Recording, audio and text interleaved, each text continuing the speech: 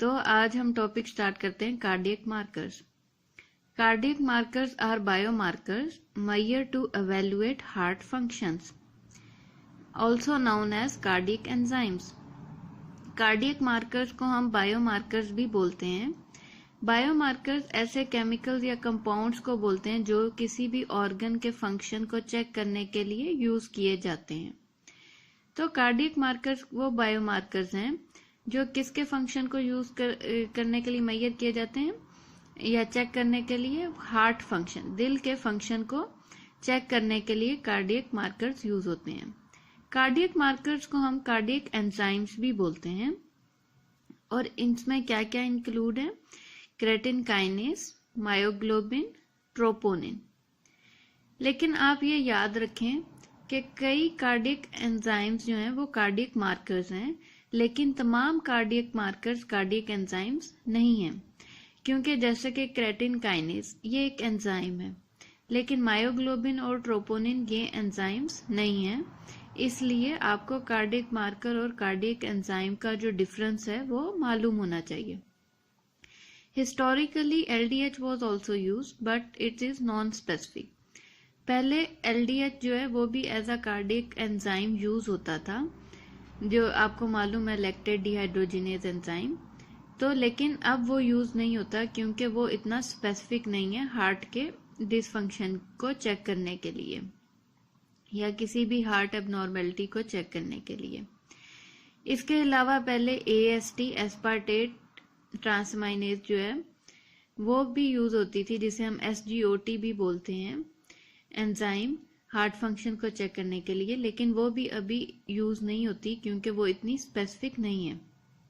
तो इसके लिए नेक्स्ट क्वेश्चन जो अपीयर होता है वो यही है कि what is cardiac panel test, कि कार्डियक पैनल टेस्ट में कौन कौन से टेस्ट शामिल हैं। तो इसका जवाब यही है कि it is design for qualitative determination of cardiac troponin I, CKMB and myoglobin in human serum specimen as in diagnosis of myocardial infarction. तो कार्डियक पैनल टेस्ट में कौन कौन से टेस्ट शामिल हैं? कार्डियक ट्रोपोनिन, और ट्रोपोनिन की आगे से हम पढ़ेंगे, जब हम डिटेल पढ़ेंगे तो दो सब यूनिट्स होती हैं, C और I। तो ज्यादातर कार्डियक ट्रोपोनिन I यूज होता है, CKMB और मायोग्लोबिन जो कि हम सीरम से चेक करते हैं, ह्यूमन सीरम से चेक करते हैं मायोकार्डियल इन्फार्क्शन की डायग्नोसिस के लिए। अब नेक्स्ट क्वेश्चन जो आपके जहन में आता है वो ये है कि मायोकार्डियल इन्फार्क्शन क्या है। कार्डियक मार्कर्स का जो डायरेक्ट रिलेशन है सबसे ज्यादा इम्पोर्टेंट वो मायोकार्डियल इन्फार्क्शन के साथ ही है। हार्ट की इवैल्यूएशन मायोकार्डियल इन्फार्क्शन की कंडीशन में सबसे ज्यादा कार्डियक मार्कर्स को चेक किया जाता है। अब हम देखेंगे कि मायोकार्डियल इन्फार्क्शन किसे कहते हैं। हम पढ़ेंगे मायोकार्डियल इन्फार्क्शन किसे कहते हैं। मायोकार्डियल इन्फार्क्शन जो है वो commonly known as heart attack. इसका दूसरा नाम जो सबसे ज्यादा कॉमनली लिया जाता है वो हार्ट अटैक बोला जाता है, यानी कि हार्ट अटैक जो है वो मायोकार्डियल इन्फार्क्शन कहलाता है। ये कब होता है? It occurs when blood flow decrease or stop to a part of heart। ये तब होता है अगर खून जो है वो दिल की तरफ या तो वो बहुत स्लो पहुंच रहा है या वो रुक गया है। और वो किस वजह से होता है? या तो कोई हार्ट मसल डैमेज हुआ है या कोई वॉल्व बंद हुआ है दिल का, इस वजह से जो है वो ये हार्ट अटैक की वजह बनती है, जिसे हम मायोकार्डियल इन्फार्क्शन बोलते हैं। और मोस्ट कॉमन सिम्टम्स जो हैं वो चेस्ट पेन है, डिस्कम्फर्ट है, विच में travel into shoulder, arm, back and jaw में महसूस होगा। लेकिन आप ये पॉइंट याद रखें कि मायोकार्डियल इन्फार्क्शन की डायग्नोसिस के लिए सिर्फ और सिर्फ बायोमार्कर्स काफ़ी नहीं है, यानी कि कार्डियक मार्कर सिर्फ काफ़ी नहीं है मायोकार्डियल इन्फार्क्शन को डायग्नोस करने में। इसके अलावा भी कई टेस्ट हैं और सबसे इम्पोर्टेंट ECG है, वो भी की जाती है पेशेंट की चेक करने के लिए कि हार्ट का फ्लो जो है ब्लड का फ्लो हार्ट में कैसा जा रहा है और हार्ट मूवमेंट कैसी है। तो अब हम पढ़ेंगे कि cardiac markers one by one पढ़ेंगे। Cardiac markers and time of elevation, यानी कि कार्डियक मार्कर कौन से हैं और वो कौन सी कंडीशन में या कितने घंटों के बाद जो है उनका लेवल ज़्यादा या कम होता है। तो सबसे पहले हम पढ़ेंगे क्रेटिन काइनेज। क्रेटिन काइनेज जिसे हम सीके भी बोलते हैं, ये एंजाइम जो है ये मेनली फाउंड होती है हार्ट में और स्केलेटल मसल में, यानी कि ये एंजाइम जो है ये सबसे ज़्यादा स्केलेटल मसल्स और दिल में पाई जाती है और बहुत ही small amount in the brain. जब सीके लेवल का when CK level is substantially elevated, यानी कि सीके लेवल जब एकदम ज़्यादा बढ़ता है तो ये इंडिकेट करता है कि कोई एरिया या स्केलेटल मसल या दिल, इनमें से कोई एक जो एरिया है उसमें कोई इंजरी हुई है या कोई स्ट्रेस है जिसकी वजह से सीके लेवल बढ़ रहा है। और जब किसी मसल में कोई डैमेज होता है तो सीके लेवल जो है वो ज़्यादा लीक होता है into blood stream. When a muscle is damage, CK level is leak into blood stream. अब determining which isoenzyme is specific from CK is elevated will help to determine which tissue has been damaged। यानी कि अब जैसे हमने पढ़ा है कि मैंने आपको बताया अभी कि सीके लेवल जो है वो प्राइमरीली फाउंड होता है स्केलेटल मसल में, दिल में और स्मॉल अमाउंट जो है वो ब्रेन में। तो अब जब कोई मसल डैमेज होगा या सीके लेवल ज़्यादा बढ़ रहा है तो सबसे पहले ये जानना मुश्किल होगा कि ये ब्लड में सीके लेवल अगर बढ़ रहा है तो ये स्केलेटल मसल डैमेज हुआ है या हार्ट मसल डैमेज हुआ है या ब्रेन में कुछ प्रॉब्लम है। तो इस चीज़ को स्पेसिफाई करने के लिए हम चेक करेंगे आइसो एंजाइम्स फ्रॉम सीके, यानी कि सीके की आगे से 3 टाइप्स हैं जो कि स्पेसिफिकली इंडिकेट करती हैं कि कौन से एरिया को वो स्पेसिफाई कर रही हैं, उससे प्रोड्यूस हो रही हैं या प्राइमरीली वो उस हिस्से में मौजूद हैं। तो उस आइसो एंजाइम को जब हम चेक करेंगे तो वो हमें ज़्यादा अच्छी इंडिकेशन देगा कि कौन से एरिया में डैमेज हुआ है। और ये मेजर हम करते हैं सीरम से। और सीके की टोटल 3 आइसो एंजाइम्स हैं और ये इस आइसो एंजाइम्स में कौन कौन सी आइसो एंजाइम्स इंक्लूड है CK1 जिसे हम CPK-BB बोलते हैं। ये प्रोड्यूस होती है प्राइमरीली ब्रेन टिश्यू में और स्मूथ मसल्स ऑफ लंग्स में। इसके बाद आती है CK2 जिसे हम CPK-MB बोलते हैं और ये प्राइमरीली प्रोड्यूस होती है हार्ट टिश्यू में। तो इससे क्या इंडिकेट होगा कि CK-MB जो है वो ज़्यादा स्पेसिफिक है हार्ट मायोकार्डियल इन्फार्क्शन को चेक करने के लिए। और थर्ड आती है CK3 जो प्राइमरीली किधर प्रोड्यूस होती है स्केलेटल मसल्स में। तो ये थी CK-MB जो कि ज़्यादा इम्पोर्टेंट है मायोकार्डियल इन्फार्क्शन को चेक करने के लिए। तो इसके अलावा भी जो एंजाइम यूज़ होंगे AST जो कि मैंने आपको बताया पहले यूज़ होता था लेकिन अभी वो इतना स्पेसिफिक नहीं है। लेकिन इसके अलावा ट्रोपोनिन, मायोग्लोबिन, ये भी जो है ये तमाम एंजाइम्स हम चेक करेंगे मायोकार्डियल इन्फार्क्शन को चेक करने के लिए। अब हम पढ़ेंगे सेकंड ट्रोपोनिन और उसके बाद हम पढ़ेंगे मायोग्लोबिन कार्डियक मार्कर। और एंड पे मैं आपको एक चार्ट शो करूंगी जिससे आपको मालूम पड़ेगा कि कितने आवर्स में कौन सा कार्डियक मार्कर जो है वो इंक्रीज होता है।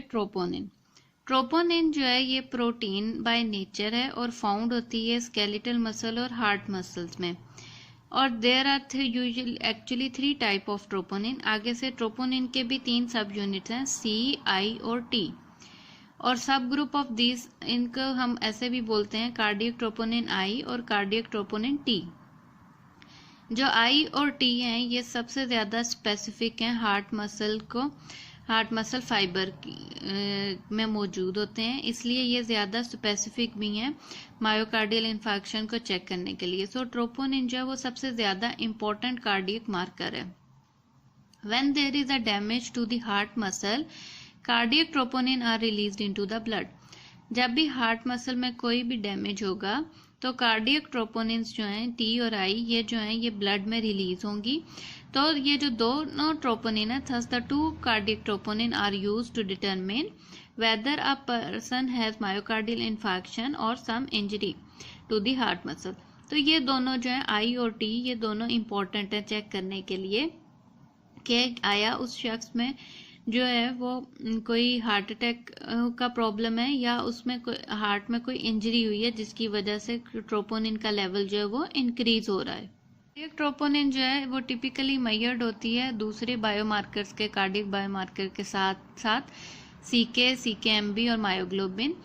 तो जब फॉलोइंग हार्ट मसल, जब कोई हार्ट मसल डैमेज होता है तो सबसे पहले जो है वो ट्रोपोनिन आई जो है वो इंक्रीज होगी 4 to 6 आवर्स के लिए, और आप 4 से 6 घंटे के अंदर अंदर ट्रोपोनिन आई का लेवल जो है वो इंक्रीज होता जाएगा। और 12 से 20 घंटों के दौरान आप देखेंगे कि ट्रोपोनिन का लेवल बहुत ज़्यादा होता जाएगा अगर कोई हार्ट डैमेज हुआ है, हार्ट मसल डैमेज हुआ है। और 3 से 10 दिन के अंदर अंदर जो है ये फिर नॉर्मल लेवल पे आ जाता है जैसे जैसे पेशेंट रिकवर करता है। इसके बाद ट्रोपोनिन टी जो है इसका लेवल इंक्रीज होगा 3 से 12 घंटों के दौरान, और ये पीक लेवल पे जाएगा 12 से 24 घंटों के दौरान, और ये 10 से 15 दिन के अंदर नॉर्मल हो जाता है। तो इसलिए इस लिहाज से ये दोनों जो हैं टी और आई और टी, ये दोनों जो हैं बहुत इंपॉर्टेंट हैं मायोकार्डियल इन्फार्क्शन को डायग्नोज करने में। When a person with chest pain present to emergency department, cardiac troponin is immediately evaluated. तो जब भी कोई पेशेंट चेस्ट पेन के साथ या इमरजेंसी डिपार्टमेंट में आता है तो सबसे पहले जो है वो कार्डियक ट्रोपोनिन ही रिकमेंड किया जाता है चेक करने के लिए। तो कार्डियक बायोमार्कर्स में जो हमने कार्डियक बायोमार्कर डिस्कस कर रहे हैं उसमें सबसे इम्पोर्टेंट जो है वो ट्रोपोनिन है मायोकार्डियल इन्फार्क्शन की डायग्नोसिस के लिए। अब हम पढ़ेंगे मायोग्लोबिन जो थर्ड कार्डियक बायोमार्कर है। ये heme containing oxygen binding protein है जो कि प्रेजेंट होता है cytoplasm of cardiac and skeletal muscle cells. जब भी when muscle cell injury occurs through disease as myocardial infarction, myoglobin will released into the blood. जब भी कोई इंजरी होगी हार्ट में या कोई मायोकार्डियल इन्फार्क्शन होता है तो उस सूरत में मायोग्लोबिन जो है वो ब्लड के अंदर रिलीज होती है। This usually begins with 2 to 4 hours following muscle tissue damage and peak into 8 to 10 hours and return normal to 1 day. ये भी 2 से 4 घंटे के अंदर अंदर रिलीज होती जाती है और इसका पीक लेवल 8 से 10 घंटे होता है, और उसके बाद ये एक दिन के बाद जो है ये नॉर्मल लेवल में आ जाती है।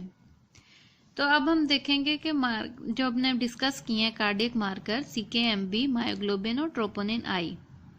जो ट्रोपोनिन आई है जो हमने 2 सब यूनिट डिस्कस किए थे, टी और आई और टी, लेकिन ट्रोपोनिन आई जो है वो बहुत ज़्यादा स्पेसिफिकली यूज होता है मायोकार्डियल इन्फार्क्शन की एवेल्युएशन में। तो ये अब हम तीनों मार्कर्स पढ़ेंगे कि CK-MB जो है ये सबसे पहले स्टार्ट होगा 4 से 8 घंटों के दौरान इसकी एलिवेशन होगी अगर पेशेंट को मायोकार्डियल इन्फार्क्शन हुआ है तो उस सूरत में, और पीक लेवल इसका होगा 12 से 24 घंटे, और जो नॉर्मल ये रिटर्न टाइम होगा इसका कि कितने घंटों के बाद ये नॉर्मल हो जाता है वो 72 से 96 आवर्स है। 96 आवर्स के बाद ये दोबारा अपने नॉर्मल लेवल पे आ जाएगी। उसके बाद सेकंड है मायोग्लोबिन। मायोग्लोबिन जो वो 2 से 4 घंटों के दौरान जो है इसका लेवल ज़्यादा होगा ब्लड में रिलीज होती, क्योंकि जैसे हमने पढ़ा है ये तीनों कार्डियक मार्कर जो है मायोकार्डियल इन्फार्क्शन की सूरत में ब्लड में ज़्यादा रिलीज होते हैं। तो लेकिन मायोग्लोबिन कब रिलीज होगा? 2 से 4 घंटों के दौरान रिलीज होगा। मायोग्लोबिन में आप ये नोट करें कि ये रिलीज तो पहले हो रहा है लेकिन इसका रिटर्न टू पीक लेवल भी, रिटर्न टू नॉर्मल लेवल भी जल्दी है। तो 2 से 4 घंटों के अंदर अंदर जो है ये इंक्रीज होगा इसका रिलीज होगी ब्लड में, और 8 से 10 घंटों के अंदर मायोग्लोबिन का लेवल पीक लेवल हो जाएगा, और 24 आवर्स के बाद जो है ये अपनी नॉर्मल रेंज में आ जाएगी। इसके बाद लास्ट में आता है ट्रोपोनिन आई।